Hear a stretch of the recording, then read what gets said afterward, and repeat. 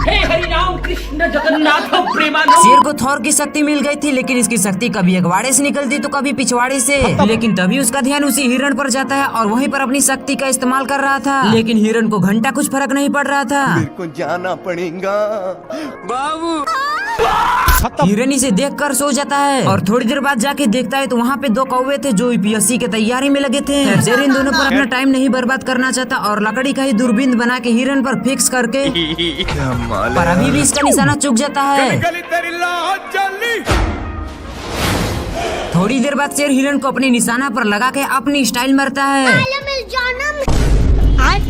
लेकिन इसका निशाना तो अभी भी चुकता है, जिससे ऊपर से पत्थर आने लगा और मैं आसमान की ऊंचाइयों में आ गया। शेर हिरण को अपना भोजन बनाने आता है, लेकिन तभी सभी हिरण को कोई गायब कर देता है और इसे कुछ समझ ही नहीं आ रहा था कि तभी इसकी नजर दूर जाती है और कोई स्पाइडरमैन के जैसा हिरण सबको बचा रहा था। मिस्टेक हो गया।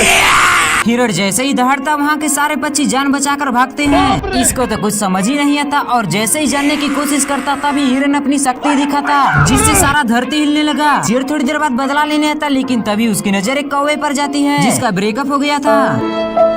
हिरण अपने दोस्तों को बाहर जाने को कहता और फिर से शेर को अपना औकात दिखाने लगता, जिससे वो पेड़ पर चला जाता। फिर हिरण घास उगा के शेर को उसमें लपेट देता है। ये दुख का खत्म नहीं होता बे।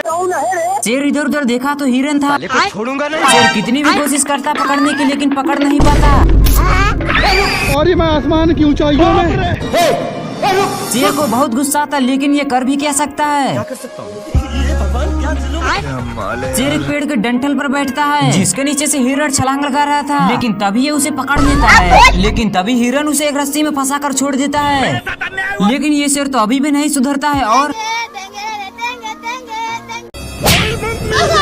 लोमड़ी चोरी से आकर एक पूछड़ पीता, जिससे उसके अंदर हल्क की पावर आ जाती है और वो सांड तक को भी मार गिराता है। शेर उससे डर के एक पेड़ पर चढ़ता है, लेकिन लोमड़ी उस पेड़ को तो जड़ से ही उखाड़ देता है। लेकिन तभी वो शेर भी उस पोषण को चुपके से पी लेता है और उस लोमड़ी की पावर खत्म हो जाती है। फिर शेर भारी मिस्टेक हो गया सर। उसे खूब देता है और ले जाकर एक खाई में लटका देता है, लेकिन तभी उसकी पावर खत्म हो जाती है और वो भी उसके साथ ही खाई में गिर जाता है।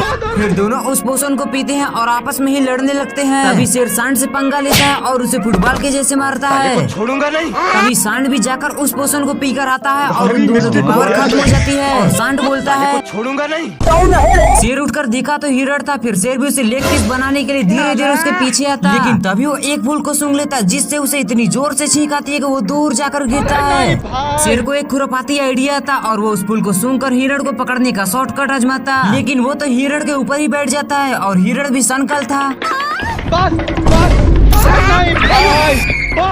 उसे ले जाकर फूलों के खेत में छोड़ देता है। शेर छींक को रोकने की बहुत कोशिश करता है, लेकिन हिरण को देखने के चक्कर में फूल सूंघ लेता है। और मैं आसमान की ऊंचाइयों में। शेर नीचे आके देखा तो एक कौवा उससे कहता।